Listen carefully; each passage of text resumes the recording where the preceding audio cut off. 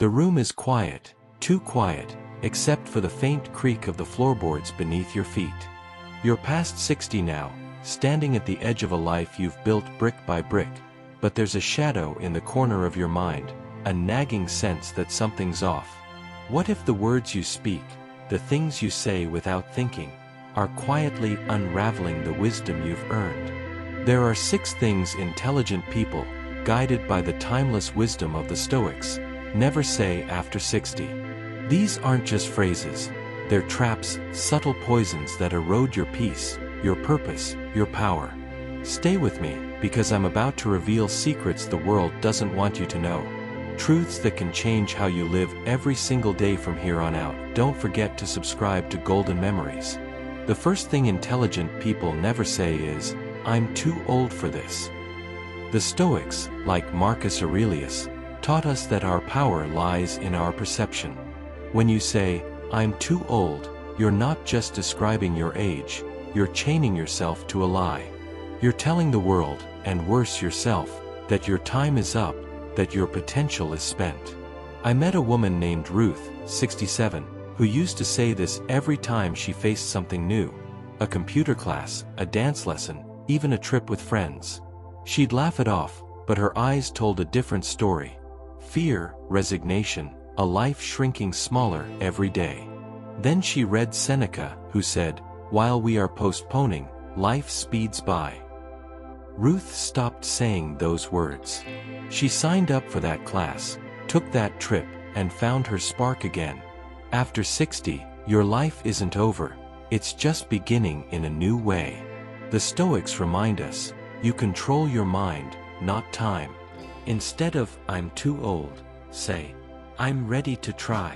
Start small, learn one new skill this week, take one step toward a dream you shelved. Your age isn't a cage, it's a crown. Wear it with courage.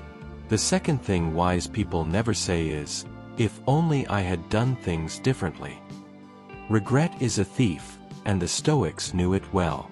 Epictetus said, "You have power over your mind, not outside events." Dwelling on the past, on missed chances or wrong turns, is like trying to rewrite a book that's already been printed. It steals your present and clouds your future. I knew a man named Frank, 72, who couldn't stop talking about the business he didn't start, the love he didn't chase. His words were a loop, trapping him in a life that never was. One day, he stumbled on Stoic teachings and realized he was wasting the only moment he could control. Now, Frank started writing letters to his kids, sharing lessons instead of regrets. He found peace, not in changing the past, but in shaping today. After 60, your past isn't a burden, it's a teacher. Let go of, "if only," and ask, "What can I do now?" Write down one thing you wish you'd done, and take one small action toward it today. A call, a plan, a first step. The Stoics would tell you, your power is in this moment. Don't give it away to yesterday. The third thing intelligent people avoid saying is, "I don't need anyone." The Stoics valued self-reliance, but they also knew we're part of a larger whole. Seneca wrote, "No one can live happily who has regard to himself alone." After 60, it's easy to retreat, to let pride or fear build walls around you.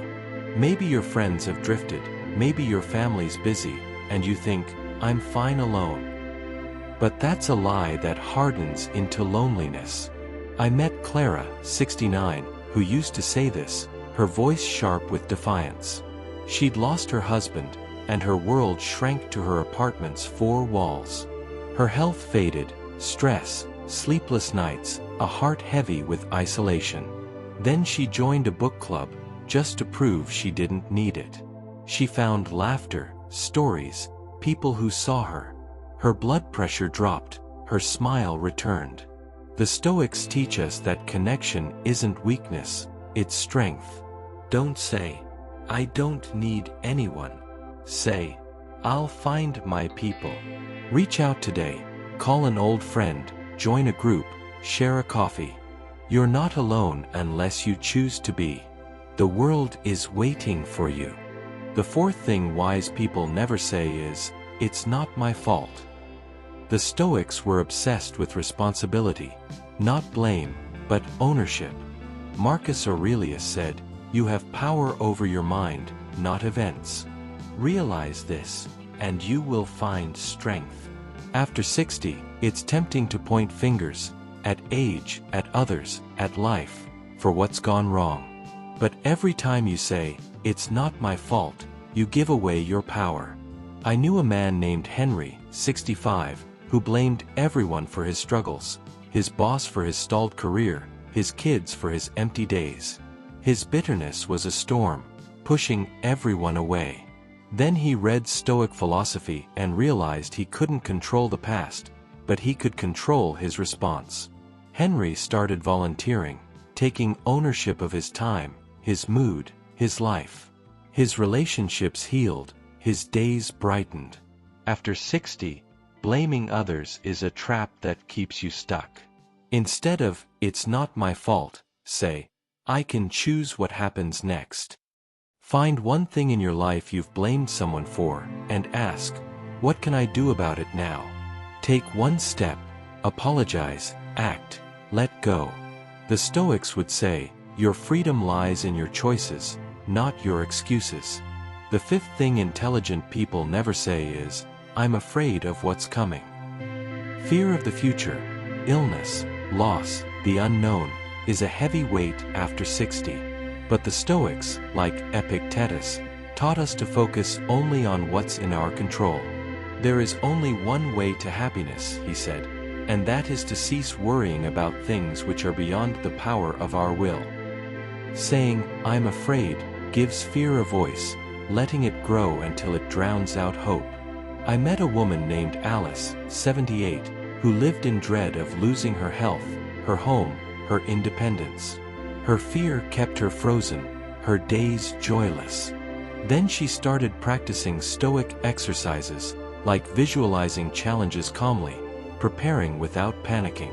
She made a plan, saved money, joined a fitness class, wrote a will, and her fear lost its grip.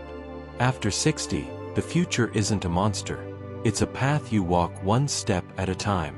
Instead of, "I'm afraid," say, "I'm prepared." Take one action today to face the future.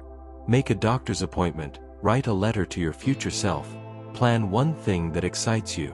The Stoics would tell you, fear shrinks when you act. Don't let it steal your peace.